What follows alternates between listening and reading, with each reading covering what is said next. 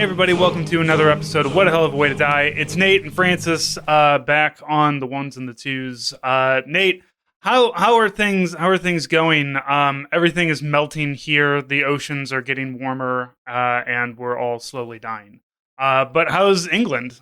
Slowly dying in a different way, I assume. Yeah, slowly dying from internalized self-hatred. Yeah, actually, weirdly, the weather's gotten nice. I mean, it's pretty humid today, but it's much cooler than even just a couple of weeks ago. It was like ungodly hot, and then suddenly we got a break of really nice weather.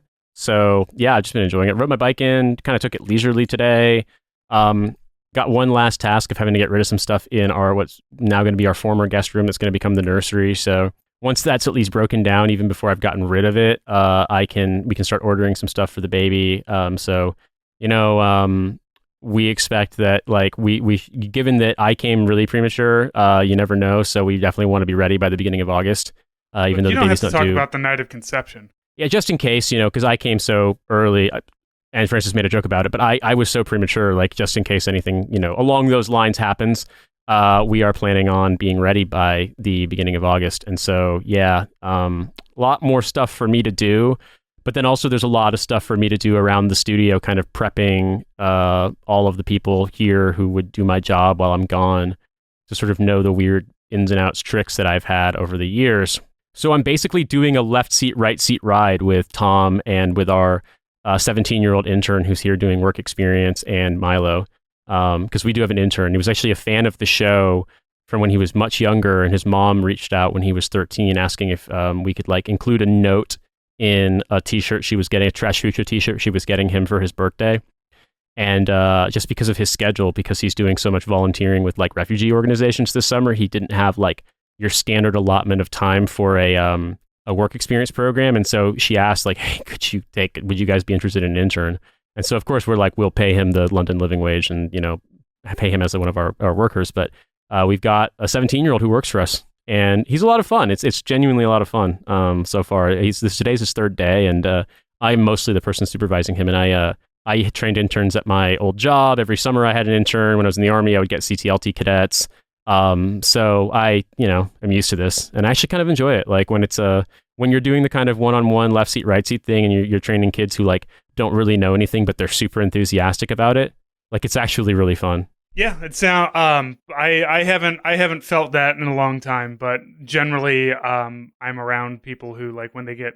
Well, I haven't had somebody young who's excited to learn from me. I do currently. I'm at a position in my regular job where people come to me quite often asking me questions. What should I do with this? How do I take care of that? Blah blah blah. I don't ever have a dewy-eyed 17-year-old just being oh my God, teach me the ways of IT. And I stand there and say, turn it off and turn it back on again, my son. And now I've done 30% of the job. I was going to say with IT, it feels obviously it's different in America with how those kinds of things work. And correct me if I'm wrong, even if you're on the IT track, that's not the one where you'd need a computer science degree or some kind of degree, a 4-year university thing. It tends to start later. It tends to start when they're post high school graduates instead of bringing them on while they're still technically in high school. I feel because my nephew did a lot of that when he was, I think he's 18, 19 years old. But when he was younger, one of his jobs he had was kind of refurbishing electronics and computers. And basically it was breaking stuff down, pulling the parts out, testing parts to see what could be salvaged and what couldn't be. And that was literally my first job when I was 14, right. But I did it at a business that was technically not legal. Right. And the guy paid me cash. I think this is kind of the same situation for Zach. But it's a good place to start is the hardware area, because once you get to where I'm at and where the IT people that we're hiring, we don't want people who are just gonna ask the same battery of questions and then escalate the ticket. We want somebody who can fix the thing. So we need people who can think around corners, and we need people who can do critical thinking and can they can catch patterns and things like that. So we really need that pattern-seeking predator brain to figure out how to make Outlook send emails. That's what we've done with our evolution now is pattern-seeking brain to hunt food. No, it's to fix Excel worksheet. Which I would rather fix Excel worksheets than go hunt a mammoth personally. So I've read books about it. It sounds like it's not a lot of fun, but I'm glad that you guys are. I'm glad to hear you guys are expanding, like that you have like room for an intern. Yeah, I mean, it's temporary, obviously. It's just going to be Sure. like, I think in the grand scheme of things, I said I was going to shoot for 70 hours total. So like 10 7-hour days, but like obviously not every day he works with us is 7 hours long but we might do more. I mean, between now and basically we're supposed to have a show in Edinburgh for Fringe on the 4th of August. And so he would basically be working with us right up until that point. But, Milo and I are trying to finish a song for a TF skit that we're nearly done with. And so he's going to help us do some tracking stuff tomorrow, doing music in the studio, or rather on Thursday. We're recording this Tuesday. I'm going to have him come in to help us with the sound check and selling merch and stuff at our live show in London on the 26th. So he's going to get a chance to like actually do a lot of stuff with us. I had him take a look at like very elementary stuff in Audition yesterday, going through, working all the sort of like ways I set up to sort of begin editing an episode. And so like I'm just going to take it a step at a time. And I'm hoping that by the end of it, we'll be able to do a thing where he maps the mics, he runs the recording session for a Trash Future episode, he does the edit, and then like I make corrections as needed, but then the product put out on the net, on our feed is all his actual work. So that's my goal with him, is to be like, yeah, you take it a step at a time and we do it start to finish. But right now it's not, I swear to God, this isn't Karate Kid, Mr. Miyagi shit, but I am having him do stuff like inventory all the dead stock of t-shirts and like find all the cardboard that's just scattered around this place from things we've set up and haven't cleaned, and just like help me organize it and make some space and fucking clean this place and things like that. So yeah, I mean that is mainly the point of an intern, is clean up all this shit that I don't want to do, and then I'll show you some stuff. I'm looking forward. My daughter, I mentioned it before we started recording. My daughter has shown an interest. She's always shown an interest in podcasting, just because she knows it's something that I do.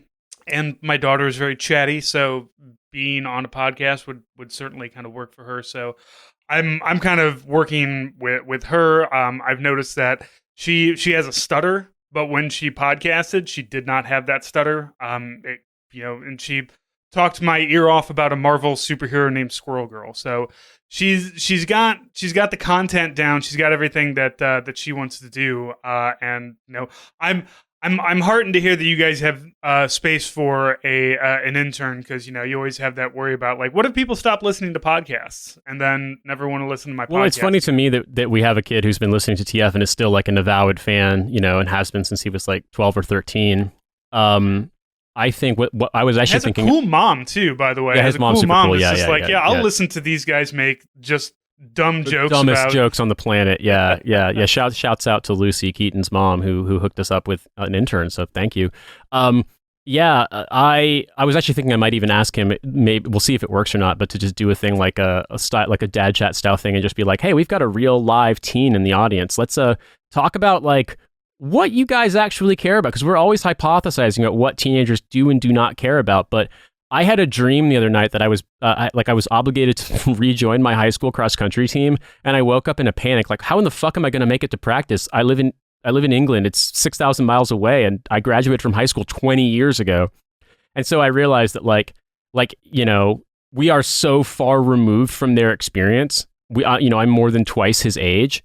And so it's just one of those things where you're like, why don't we just get it live from the source? Let's just ask a teen about like what they actually care about with TikTok and Andrew Tate and all this dumb bullshit and all the stuff that we hear people talking about, like the influences on kids. I might be like, I'll just bring him down, and he'll probably be the first person to say he's not a representative example. But I think it might be fun. So I'm going to try that. We'll see, and if it's good, I'll actually put it out on our bonus feed, because I was gonna say, you already said that like he spent a lot of time helping refugees and whatnot. So I don't think that he is indicative of most Zoomers these days. However, he's I assume around other kids his age, so we can probably pick stuff up from there. Yeah, man. So we'll see. But it's one of those things where I reckon that if I were 17, I would want to have had the opportunity to do stuff like this, work with people that were doing work that I liked. And it was just so much harder, I think, to, I was just on the cusp of it, because you think about like kids who are maybe 10 years younger than us. For example, I wanted to like make music, but I didn't know anything about it. And I think about like, if you were my age, if you were 17 in 2011 versus 2001, the like how ubiquitous, cheap sort of multi-tracking software and things like that was. stuff to record was just cheaper. Like my brother and his bands in high school, he like learned how to multi-track on a computer, but he would have to bring his whole computer, like desktop, monitor, keyboard, mouse, all that shit everywhere in a car to record. And we had to do it one track at a time. Whereas like, you know, he, in the early days, he literally had like a Tascam, like 4-track tape recorder. And I mean, those things are cool because they're just like all in one. You basically like either perform live or you do it one at a time on a tape, and you can do it anywhere. But like, I just think about the kind of stuff we could have done and how much more we could have done if we hadn't been so limited by hardware. And so, yeah, I think about that sometimes. Like, it would have been cool to get a chance to do this sort of stuff when I was his age. And so I'm like, you know, weirdly, I'm in a position to. So, you know, I'm just you know, enjoying that, I suppose. Creating the next generation of podcasters right here in London. Yeah, man. But, you know, also it's interesting because as stuff got more serious, like people seem to be more into, well, for one, our fans really like the music that me and Milo do. And we haven't put out songs in a while, but we have a bunch more in the pipeline. I've gotten a little bit more serious about trying to learn music production for real because I have a friend here in London who's actually like a serious musician, not doing joke songs. And I am hoping that I can help him track some demos because he's actually got some like professional opportunities. And so I'm trying to get better and more serious about how we go about that, you know, here. And then for my own stuff, even if I'm going to make joke songs for Johannes Vonk and the Clogheads, I want them to sound as good as possible. Now, I don't want to spend a ton of money, and obviously you can spend a ton of money with dumb shit with music. But I'm actually, this is a really funny story. One of my friends from home, one of my older brother's friends, is this guy. I've known him since I was, you know, probably 12 or 13. Is my brother's friend Scott. He runs a company that was at one point called Harvest Man, and it's now called Industrial Music Electronics. And he makes modular synthesizers, and they're very highly valued, very praised in the industry.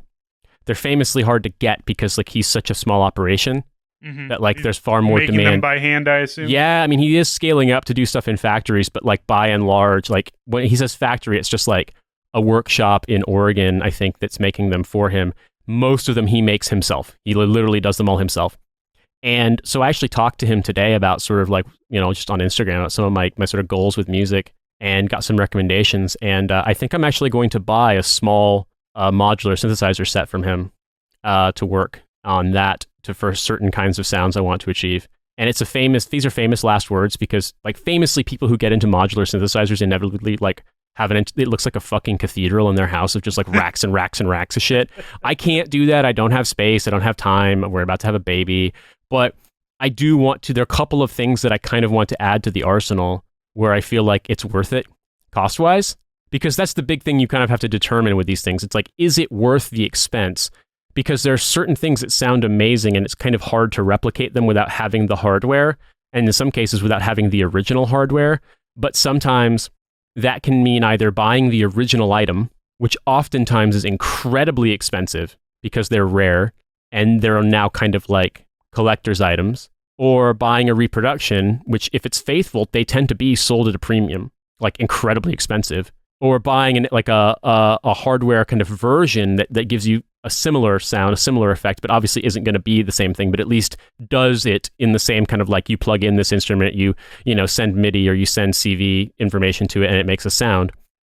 Or you use a software emulator, which can sound really good, but like there is a difference. They often don't sound, you know, anywhere close. Like when you have the real thing, it's really amazing. And I don't want to be one of these people that goes nuts and it's like, I must own X, Y, and Z thing, because yeah, in a perfect world, if I just went to a fucking Goodwill in Indiana in 2001 and people were selling shit with no idea of what it was valued at, and I just went back in time and went there and I could buy like a perfect condition Roland Jupiter 8 and Korg Monopoly and a fucking Oberheim Matrix 12, like what's it called, Voyager 8, all these things, yes, I would absolutely buy them. But if you were to buy those things now, the things that I just listed, Jupiter 8s I see anywhere from 18 to 30,000 pounds. I've seen Monopolies for like anywhere from 15 to 3,000 pounds. I saw one instance of an Oberheim Matrix 12 for like 16,000 euros. And I saw a Voyager 8 is so rare, I don't even know if you can buy them. But if you were to buy them, they'd probably be around $10,000 to $20,000 because they were an American device. What are these? So these are synthesizers from the 70s and 80s. These are hardware synthesizers.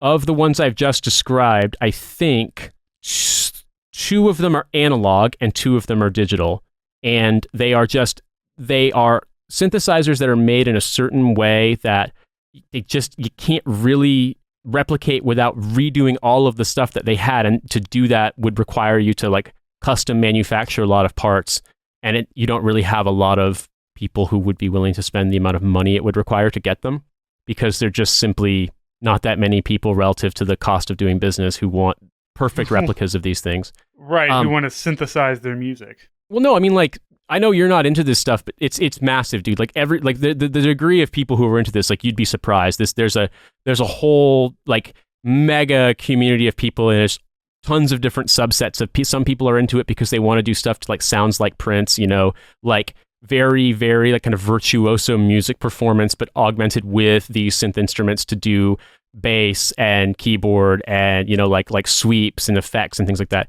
And then some of it's like current day musicians making electronic music, making pop music. Some of it is people who are just really into like Riley stuff, like deep crazy techno and just insane sounds that you can make with these machines. But I am trying to keep it in balance and remember that I am basically becoming a much more proficient musician than I ever expected to be, but to make joke songs. So it's not really all that important for me to have perfect replicas of the stuff. Any song I think of it like being like Weird Al, actually incredibly talented musician. Some of his original compositions are mind-blowingly good. Every record he's on, he manages to recreate the sounds he's parodying. Like he gets people that work with him that just sound very good, that can play very well. And I'll give you the best example of this and then turn it over because I'm doing the monologue thing right now. Have you ever heard the Weird Al song Dare to Be Stupid? Yes. That's not a parody, rather it's not like a lyrical parody where he's redone a song, right? That's an original composition? Yeah, it's one of his originals. Yeah. Do you know why he did that song? No. He decided he was going to do a parody of Devo, but in the style of Devo instead of just copying and redoing a Devo song. That's right. And Mark Mothersbaugh and him are friends, but Mark Mothersbaugh used to joke about, like, I fucking hate him. Like, he literally did a Devo song better than we could. Yeah. And like the best Devo song. Yes. Dare to Be Stupid is literally like he nailed the style of Devo so well. And it's always frustrating to watch live performances because like it's always focusing on Weird Al doing Weird Al things, and like all I want is an overhead of like the keyboard player because I want to know what they're doing. So yeah, basically I did buy a Yamaha DX7 keyboard, but I got it for like 400 pounds. It's not a prized and rare instrument. You can do a lot with it using some software things to help, but you would laugh, dude. It's so amazing what you can do with this keyboard. However, it came out in 1983, and the programming menu is so unbelievably challenging because the best way I could describe it is imagine trying to program instruments for fucking autopilot on a plane with all of the course trajectories and all the things the plane's supposed to do, every single precision measurement, but your only tool is you're allowed to use is like one of those Casio calculator watches. You have to manually do everything on a TI-83. It's like a 2-line 80s LCD that's not backlit. You have to push buttons to get in and out of menus, and then the only thing you can do to control things is one slider for like changing parameters or yes and no. It's so, and it's so unbelievable. It's basically, if I remember correctly, it's 6 different FM, so frequency modulation oscillators, and it's like all the parameters in those individual. You can pick from 32 different algorithms, basically 32 different like chains of how it's going to go. One is going to interact with the other, and then you have a ton of effects you can do, or like global effects too. This probably doesn't sound like any sense at all, but people who know music will at least understand a little bit.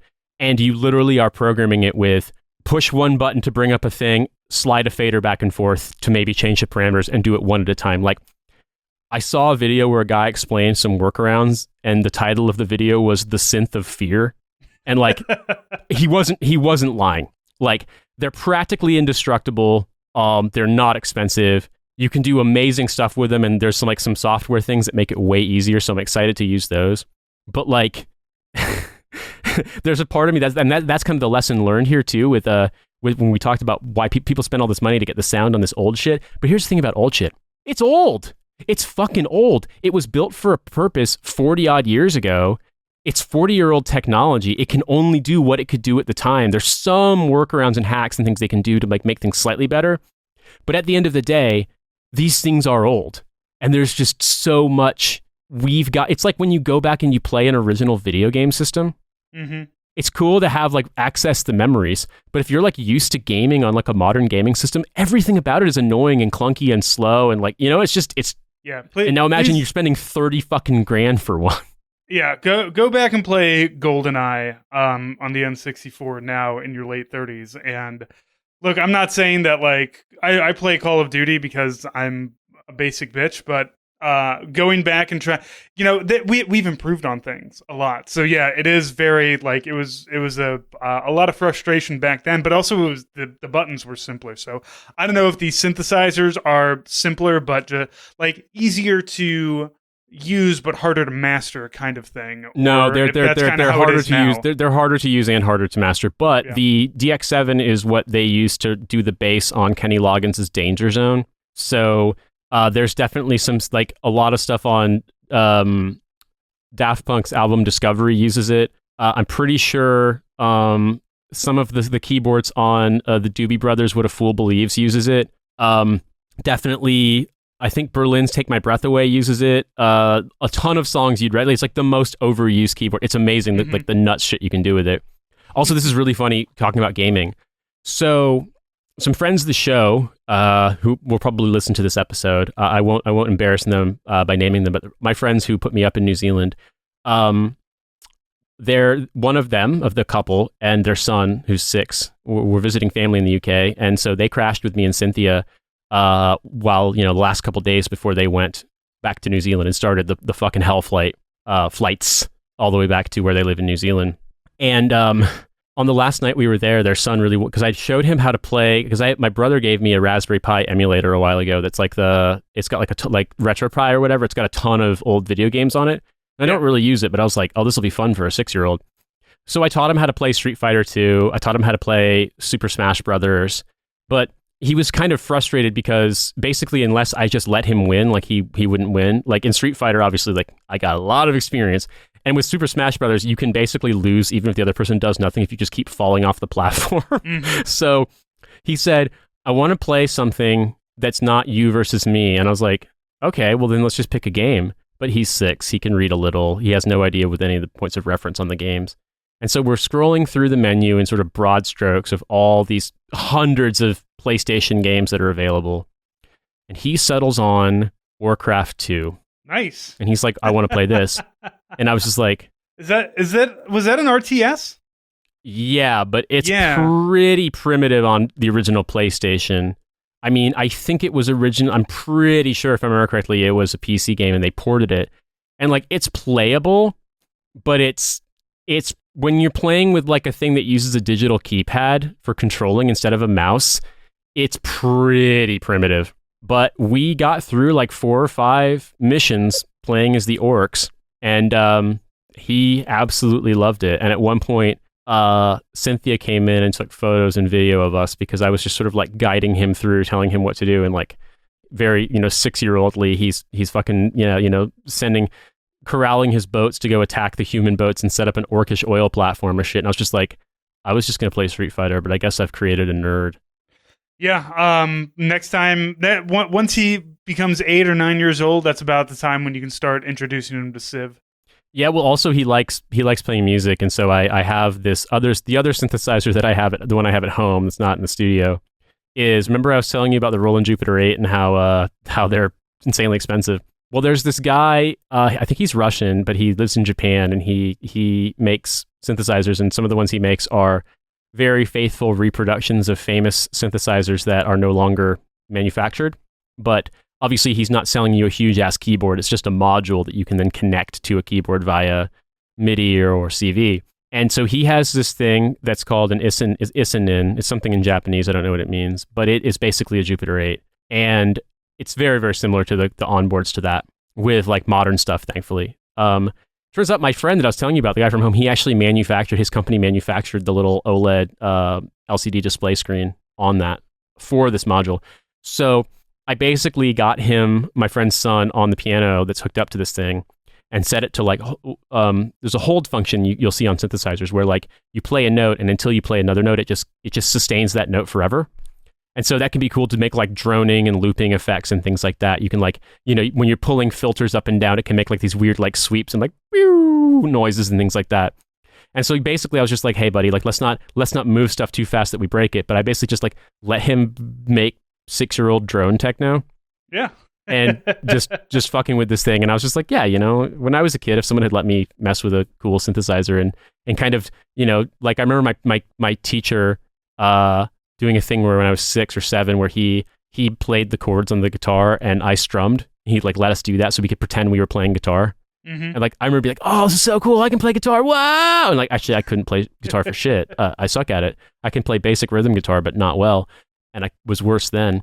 But it felt really cool, and so I was like, oh well, this is cool. This is, I get to introduce a small child to real-time strategy games and fucking synthesizers. Like I don't know if I'm doing him a favor, but kids that age, like they like it when grown-ups are paying attention to them and interested in them, and they get to do something that seems cool, that seems grown up and cool and stuff. And so I was like, well, sure, we can have synth time as long as you go to bed. You'll have your safe. own child to absolutely ruin one day, which I do really hope she likes music, honestly. I was kind of thinking with Cynthia, I was joking, I was like, I kind of hope she gets into the idea of wanting to play the drums, because we can just get one of those digital drum kits that don't make your neighbors kill you. And my thought was like, if she plays drums and she learns on one, then like we can learn along with her maybe, because both me and Cynthia have always wanted to learn the drums, but like hard instrument, big buy-in, lots of noise, never got around to it. What you should do now is, before they get even more expensive, is find an old rock band system and set your kid up with that.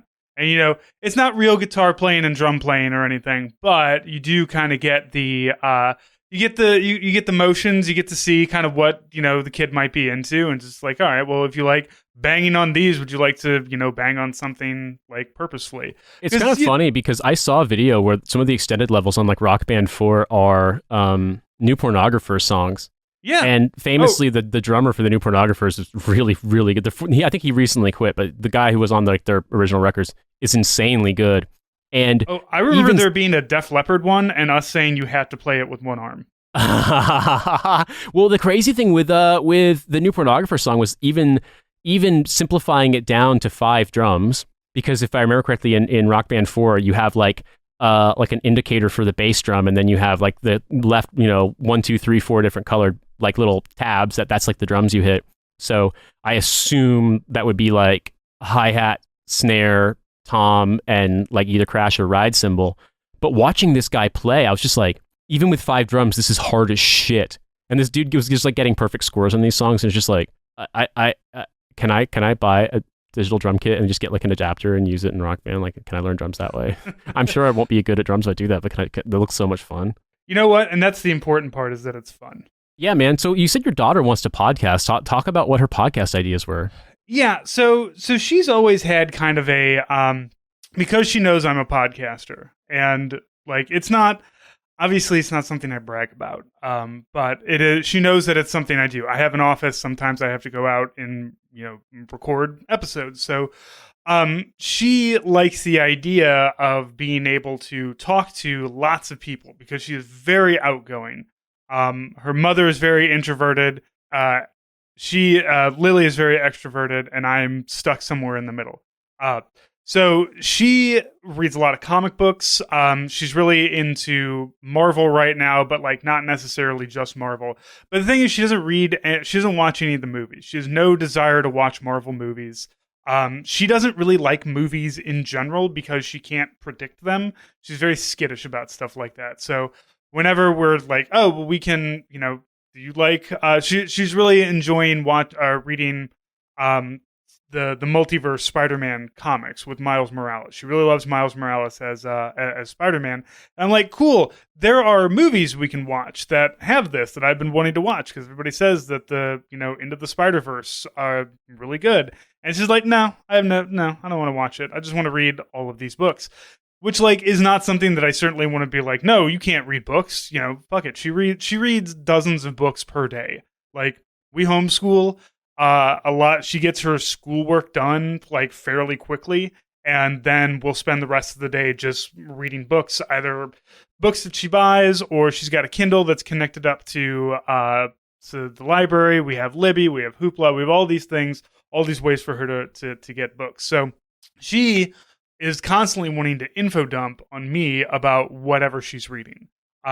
Which in the world where like I'm trying to clean the kitchen, do the things that dads do the things that everybody has to do because you have to do them. And she's gabbing on and on and on about Squirrel Girl or Teenage Mutant Ninja Turtles was her focus about 2 weeks ago. And that's all great. It's like, I want to have these conversations with you, but like also I'm in the middle of stuff. So the podcast idea is just we can sit down and just put two microphones in front of each other and look at each other. And there's no distractions, there's no phones, I'm not doing anything else. And, we can just talk. So we did one, I ordered a cheap little 3-channel mixer because the one I have only has room for one XLR. So I was like, I'll buy something new, upgrade myself. Played around a little bit with it. Our first episode, we recorded like 10 minutes, but the audio didn't come out right, which I told her, I was like, look, this is all practice right now. I'm learning new stuff here. I'm learning how because I've been doing this for so long, I know how to interview people. I know how to sit down and ask questions and bounce off of what they, the things that she says, I can kind of rip on top of that, take it in different directions, all kinds of stuff like that. So I know I'm good at this, and I want her to feel comfortable with it. And like I said, it also helps her with her stutter. She doesn't, she has a halting kind of way of speaking when her brain and her mouth just aren't at the same speed. So there will be times when a word just kind of just one word gets really stretched out as she, kind of falters her way through it. Had no problem with that with the podcast though. So I don't know what it is about, and we did that early in the morning. So, she had, we were all like freshly ate breakfast, medication, all that, all the stuff that makes I had coffee, all the stuff that makes our brains work properly. I don't know if we did something in the evening, if it would be as well done, but I do want to kind of expand, kind of what we do, because we are going more into a dad / family oriented, I guess, but while maintaining some kind of hold on to, military news and things like that, because I do think we still have that audience there. But I also came up with, I told my wife, I made the joke about, we should watch every Star Trek episode and do a 20-minute podcast about each one, starting from the original series. And if we did one a week and we never stopped, we'd so far be able to do about 18 years worth of podcasting. So, maybe not, maybe it'll be something a little bit not as grandiose, but I want to expand. I want to play more around with what we can do with this. I started doing videos again. Yeah, people seem to like your video about technicals. I was going to say, I was thinking about doing this too, where Cynthia and I would watch every episode of The Shield, but I wouldn't want to do a podcast about every episode. But I think what might be interesting would be to do an episode about kind of a season recap, or maybe 2 or 3 episodes of our show per season of The Shield, since there's 7 seasons. Because Cynthia, loves police procedurals as just background noise. And even though they're really stupid, she makes the joke sometimes, she calls them opposition research, because if she feels that's why we do the Cop Watch show, as sometimes on Hell of a Way. It's basically, this is what people think the police are actually like. And she said her take on The Shield is that The Shield is the rare American cop show where the cops actually act like cops in real life. And they were supposed to be the villains, but people loved the show because they're yeah, but they're committing crimes for good. They're doing it for good reasons. They're heroes. And it's no, they're horrible people who are basically just running a gang. Like, they're awful. Like, in the first episode, Vic Mackey murders another cop that he knows is internal affairs. Like, literally, he kills another cop on a fucking, like, on a raid, and then they just cover it up. Like, and I remember watching an interview where Michael Chiklis said that, like, he watched that, like, a rush of that episode at his barbecue, like, when the show was in early production. And I want to say it was, like, either right before or right after 9/11. And he thought, everyone was going to hate it, and they all loved it. But, like, some people were like, basically someone was like, God, well, Vic Mackey, like, he's the bad guy. And someone else was like, nah, fuck you. That guy, he had to kill that guy. That guy was a narc. And it's like, people will justify so much shit, even though Mackey is objectively a horrible person, even to his own people, who he winds up selling out in the end. And so it's like, I definitely like that, even though that show is very, like, pulpy and has some really dumb shit. Like, The Shield is good, but it has more in common with Over There than people want to admit in terms of some of the dumb things that happen plot-wise. Mm-hmm. But I agree with Cynthia that, like, it's basically, American pop culture reacted to the whole scandal with Rampart Crash in the LAPD in the 90s, and that basically got us. Well, I'm sure there's more, but there's 3 off the top of my head pieces of creative work that we all know of as related to the cops being pieces of shit. Number 1 is Training Day. Number 2 is the movie Crash. And number 3 is The Shield. And I feel like The Shield is the best out of those 3 by far, because Training Day is one of the dumbest movies on the planet. It just happens to be Denzel Washington just stealing the show the whole time. I really enjoy when a producer or showrunner puts out a show that's just like, so I'm going to make this show about all these shitty people that you're not supposed to like. And then everybody's just like, wow. I mean, that's the whole thing with fucking All in the Family with Archie Bunker. You were supposed to hate him for being a racist piece of shit, but he just became, like, America's favorite dad. Right. I had the same thing with, I don't know if you watched Succession when that was out, when that was showing. I loved it. It was fantastic, and I never understood, like, there are so many people who are arguing, it's like, well, this person, why would that person do this, and why would that person do this? And, like, they're all pieces of shit. They're all pieces of shit.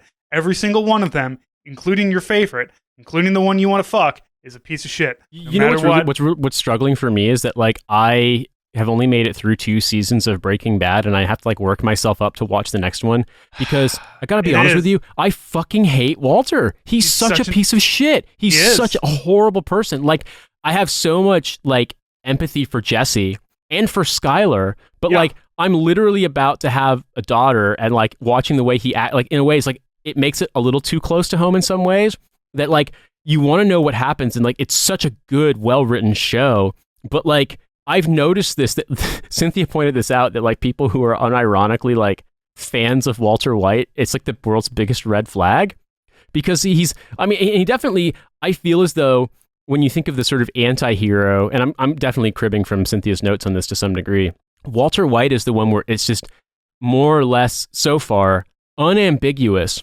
that his problems are because of him.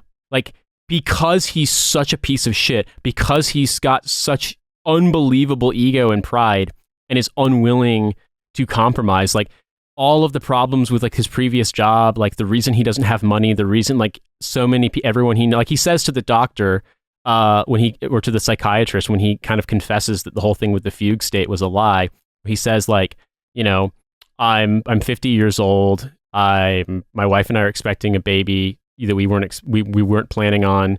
My 16-year-old son has cerebral palsy. I'm an underpaid and overqualified high school chemistry teacher. I've watched every single one of my colleagues surpass me in professional achievements, and in 18 months I'll be dead. And it's like, well, yeah, you couldn't control the fact that your son has cerebral palsy, or that you had an unexpected, like, surprise oops baby. But, like, as far as the professional problems go, like, as you watch the show, it's like, no, it's just because it's Walter. Like, that's him. He's such a fucking dickhead.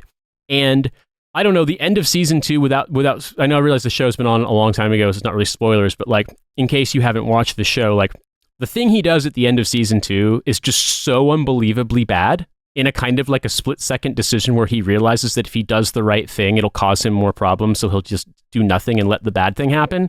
And this obviously harms so many people, to include Jesse, his partner, like, his business partner, but it's just one of those things where it's like, I struggle because I want to watch the show, but I realize that The entire time, I'm just like, man, fuck you. Why are you such an asshole? Why are you such a piece of shit? And it's like, it does seem as though that for a lot of people, like the fact that he's like transgressing and doing like cool shit and doing it in his own way, like kind of lets them gloss over the fact that he basically just burns everyone in his path. And I did see something very funny as a side before I hand it back over to you, where someone had done like like an animated GIF of like a high speed, like sped up version of Hank, his Walt's brother-in-law who works for the DEA, in the scene where he like has the panic attack in the elevator. Mm-hmm. And the text over is just like Breaking Bad fans when someone asks them to empathize with a female character. Which, if you've encountered, I don't even know what happens in seasons 3 through 5. Don't spoil it for me, please. I will say season 3 is good because I think that's when they get Gus Fring. Yeah, Gus Fring already showed up at the very end of season 2, but okay, yeah, I actually think it's good. And Fring is a lot more season 3, and he hasn't like fessed up to Skylar yet, but Skylar's leaving him because she's like, I know you're lying.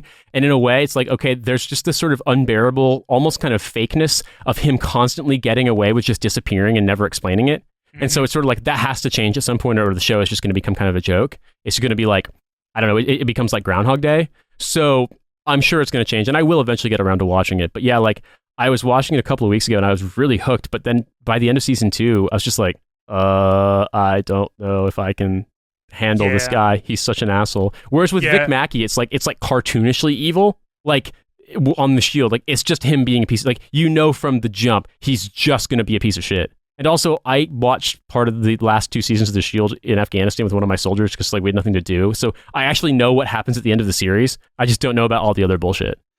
Yeah, so anyway, maybe we'll do Cop Watch about that. I don't know. But like that's kind of thing, like you said, with DadChat, it's like it can be fun to engage with pop culture, and it's not like wow, it's a movie podcast. It's just more like talk about it, reference things you've experienced in real life. But then sometimes you're also talking about stuff that, you identify with because you're a parent and you garden and you deal with life problems and so on and so forth. So I don't know if people will like that, but I definitely think that's weirdly, I feel like we're going to have some actually like serious thought-provoking military content coming up soon. But then also like when it comes to your garden variety stuff, it's just us talking about like, hey, don't join the military. Anyway, here's how I make coffee while holding a baby in a carrier. Once you get out of the Army, you need to have a hobby. And sometimes child rearing is that hobby. Do you have a Hey Dad for us? Go ahead and close this out. How did you tackle potty training? I've got a 2-year-old and it's time for him to start potty training. Dear Lord, what do I do? I guess this will be a good one for you as well. Mm-hmm. We read a lot of books. We did a lot of, different ideas, different plans. The thing is that every kid is different. Mm-hmm. Like, I did not have the child I was expecting to have. I have a child who is incredibly outgoing, who is very smart, who hoovers up information like a vacuum, and is very, very much not what I expected. So potty training, something that we had never done before, needs to kind of work within the personality of your child. And I know at 2-3 years old, there's only kind of so much there.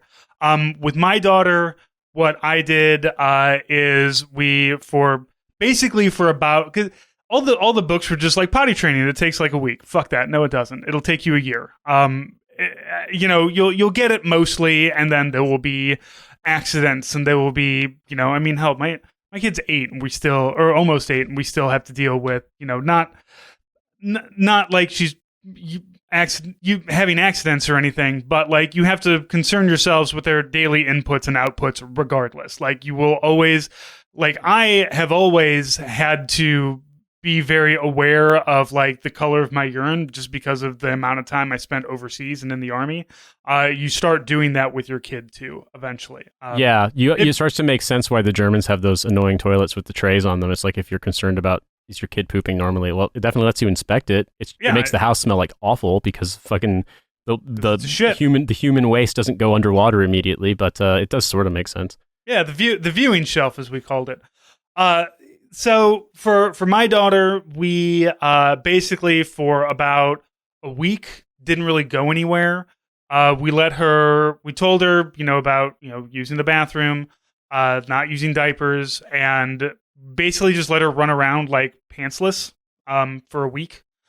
And, eventually, and oftentimes be like, all right, we want you to just sit on the potty.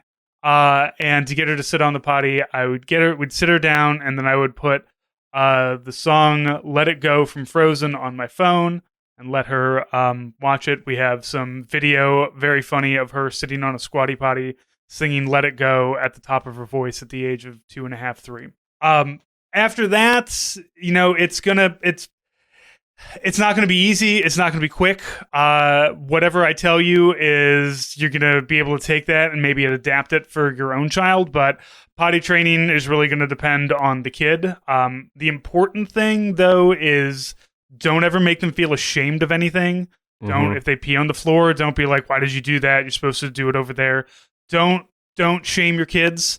Don't make them feel bad about any of this, because even at 2, even at 3 years old, you start, yelling at a kid about shit like that, it's going to stick in their brain. So be calm, be kind, be understanding, be understanding that, and I still have to do this to myself. I have a kid that's almost 8 years old, and I have to remind myself she's 8. Her brain doesn't work the way mine does. She can't process things the way that I do. Not only because she's 8 and I'm 40, but because our brains are wildly different in a lot of different ways. So, I would always say the most important part about doing anything with your kid, whether it's potty training, getting them to try new foods, anything like that, is always going to be patience, understanding, and not forcing. Don't force anything. If you want the kid to sit on the toilet, that's fine. Give them something to keep them there. Don't, waggle your finger and say you have to sit there until you pee. Same. We don't do the you can't leave the table until you eat everything on your plate. Plenty of American children make it to their teen years without ever eating a vegetable.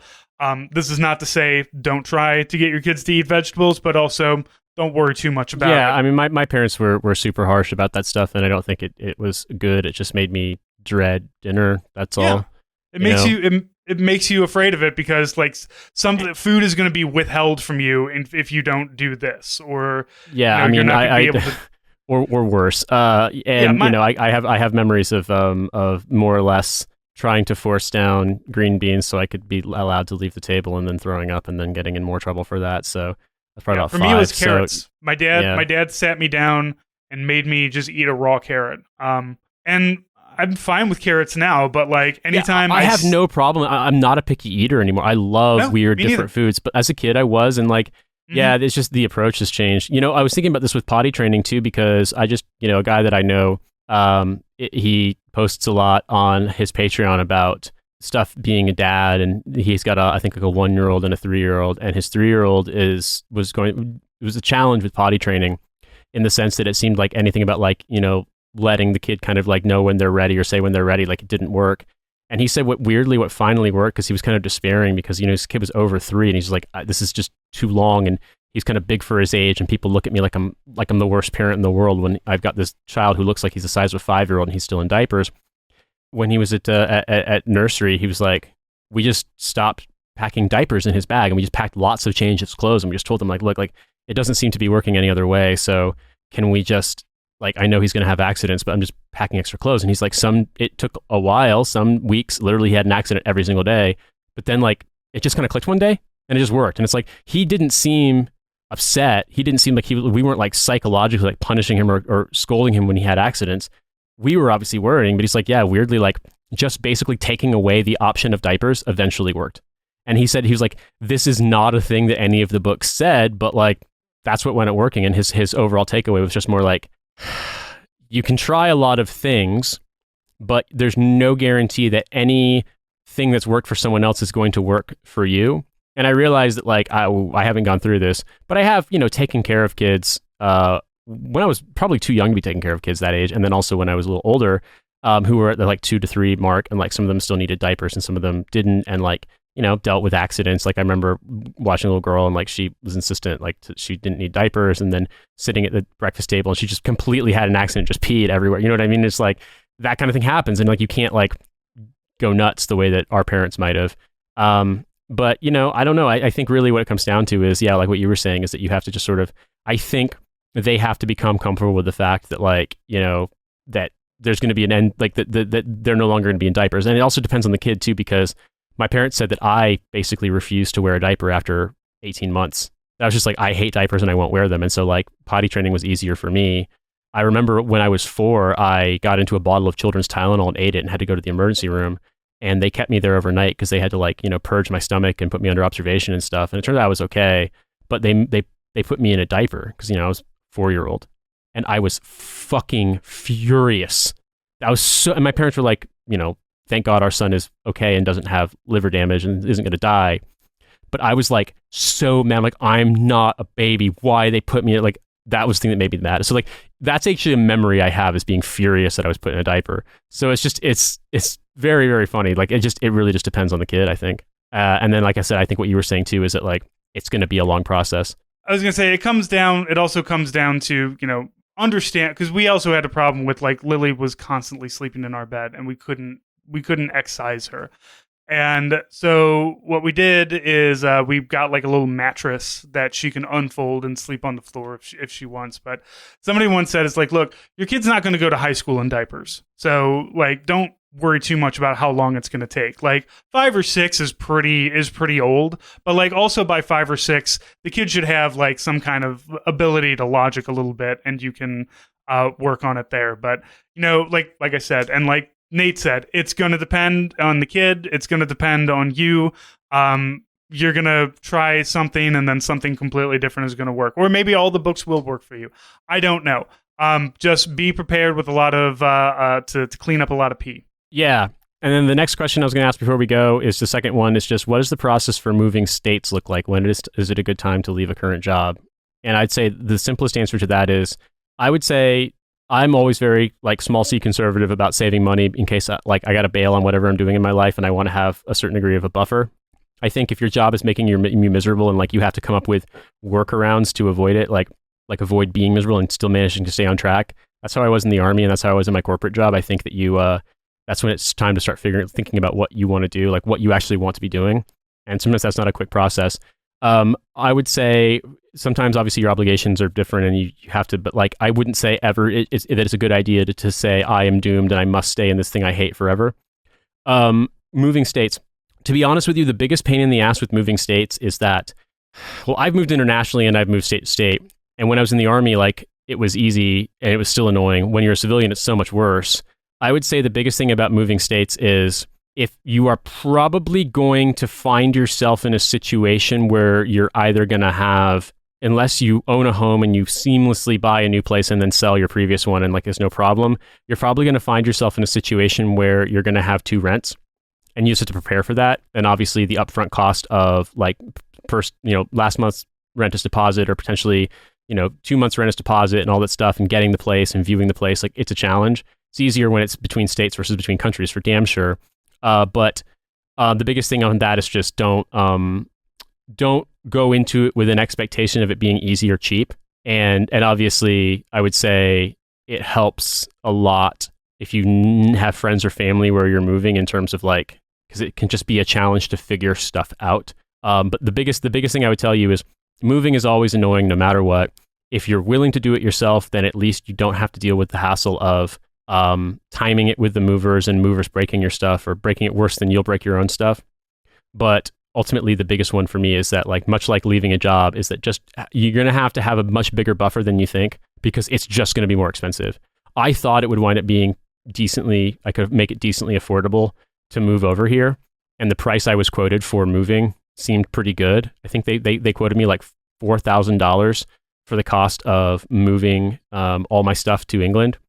But the cost with the cost of the local pickup, the stuff was slightly overweight, tipping the guys, extra carriage fees, import fees to the UK delivery, wound up having to get like someone to help me with some things that wouldn't fit in from the normal movers.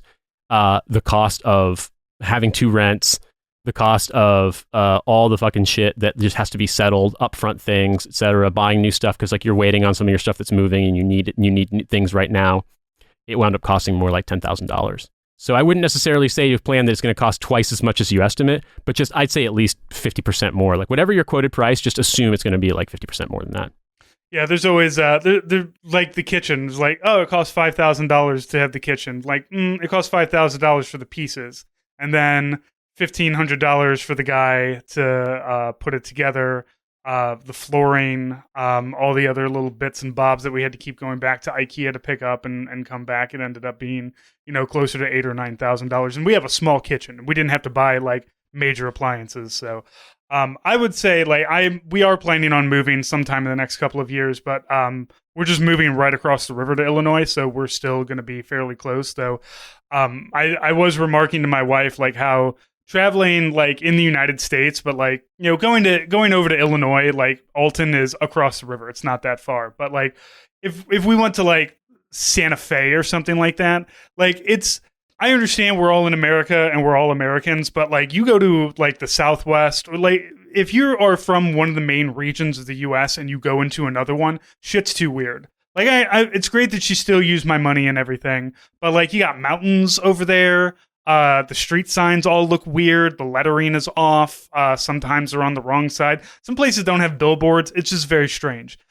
So be prepared for like even a cultural shock going. Like if we move to Illinois, man, I got to like register all of my guns and stuff. It's going to be a pain in the ass, but definitely feel like it's worth it. Like we all work from home. I have no job that requires me to go into an office. My wife doesn't have to go into an office. So none of that is a problem. We can move literally anywhere and be fine. And that's kind of why we're thinking about it. But yeah, I would say that there's definitely if you can and you're in a state and you're in a job that is getting worse and worse, like Missouri, and you don't really see anything getting better in the next couple of decades or so, yeah, make that trip. But give yourself a lot of buffer, give yourself a lot of time to find something that's good. Like the house, if you're looking to buy, housing market has kind of slowed down. Of course, depending where you live, like you can come and get a really nice mid-century modern house out here in Illinois for like $150,000 if you're cool with living around literally nothing, which I am. But, I don't give a shit.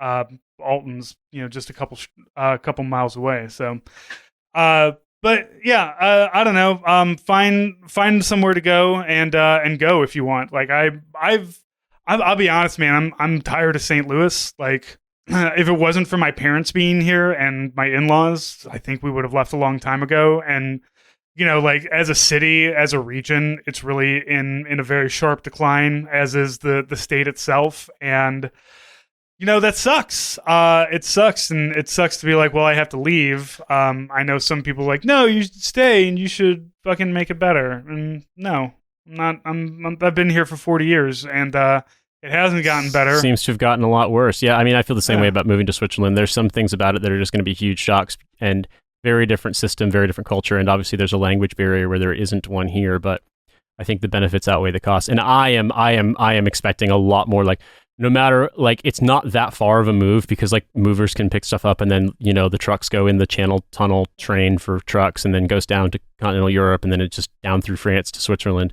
But I'm anticipating way more expensive of a move than it was when we did, because we're gonna have a kid, and getting a place in Geneva takes a lot of time and it's expensive and all that stuff. So like, I'm about to get ready to move, and like that's why I'm basically I'm making a few last minute purchases of things that I know I'm gonna want, like one or two other synthesizers, and then other than that, like I'm really knuckling down, just knowing that it's gonna be a big thing. So state, not quite as dramatic, but still like, yeah, it's the budget thing. And then obviously like, yeah, it won't be like home, but maybe it's good for you. I don't know. I moved so much all around the US, and then we wound up settling in Indiana. So I'm both like from Indiana and from nowhere. And so to me, it's like, I just think whatever is going to make you feel like you're in a better place overall, like for you, it's going to be Illinois. For us, it's Switzerland. When I lived in America, like I loved living in New York, but, I don't think I would have been happy staying in the South, for example. It just depends on what you want and what you can do, what's feasible. And some people really just can't. So sucks, but thankfully I'm in a position, I'm grateful I'm in a position to, and fingers crossed for you guys, you get to move to Alton, Illinois, where apparently there's an Irish pub there, and I showed it to Tom, and he said, actually, it doesn't look that shit. I was expecting much worse. When I was there, because we ate there, and I sent him a picture of the menu, and I asked him what I should get, and because they've got their standard, like, here's a burger for your dumb American ass, but also like here's some actual Irish food. And so one of them was like a cup of like this onion soup, and then one was the ground beef and the vegetables and the mashed potatoes with like a covering of melted Kerrygold cheese on top of it. It was very good. So if Tom, if you come to St. Louis, I'll take you not to the Irish pub that I drank at, that's shit, but the good Irish pub across the river. Yeah, and if you come to Switzerland, Francis, we'll take you guys out for some fondue. We'll take the girls to the lake. By that point, maybe Naomi will be old enough to like even just float in the water with a parent holding her. Lily can go see just insanely beautiful vistas, and then Cynthia can be like, actually, compared to the German part, this is mid. So it'll be a lot of fun. But we're reaching the end here, so we just want to say thank you so much for listening. Thank you so much for being fans of the show. If you want more episodes from us, our Patreon has every bonus episode we've ever done since January 2017, all available for $5 a month. $10 a month gets you Francis sending you swag every quarter. Obviously, we have a YouTube channel. Francis is doing some YouTube-only content as well. We also put the episodes up there if you want to share it with people who only consume content via YouTube, because I know those people are out there. You can do it. And we have the store. Francis has lots of patches and pins, badges, etc., etc. Great stuff there. And also you can check out some of my other shows too if you like other varied content. I produce, and I'm really Tom's handling production at this point, but I'm the co-host of Lions Led by Donkeys. I produce Kill James Bond, a movie podcast by 3 incredibly funny trans people that's really, really great. You should enjoy that. And then Trash Future, a podcast about how the tech industry is great and it will solve all of our problems. So yeah, check all those out as well. Those are all on every podcast platform. And until next week, Francis, have a good one. Real quick, did I tell you about how I got recognized off of Kill James Bond? No, really? Yeah. I'm a show I've never been on, but we do our Science Center has this thing called First Friday of the month. They stay open. They have vendors come in. It's themed. It's kind of a nerdy theme, and our Science Center is very open, very inclusive. A lot of transgender people come up to it, and go do all kinds of cool stuff that they have. And somebody was just like, I was talking to her, and she was just like, I recognize your voice from something. And I said, well, I'm on this podcast. And she's like, oh, I listen to podcasts. And I was mentioned like, oh, all these other shows that I sometimes guest on. And I mentioned, well, there's your problem. And she said that she's like, that's it, because she listens to Kill James Bond. And because of Alice, she listens to Well, There's Your Problem, and recognized me from Well, There's Your Problem. So from all the way from fucking Scotland, Alice is bringing people together somehow through the magic of podcasting. So shout out to Alice. Yeah, what's funny is I don't think I've ever been recognized on the street here in the UK, obviously, except when it was like going to a live show and I was at the venue. But I had a dude recognize me by my voice in a bar in New York before I moved over here because he listened to this show. And we shouted him out years ago, but that was the only time. I did have some people the other day who I could tell that they were kind of looking over and pointing at me specifically. And, I'm a pretty nondescript looking guy.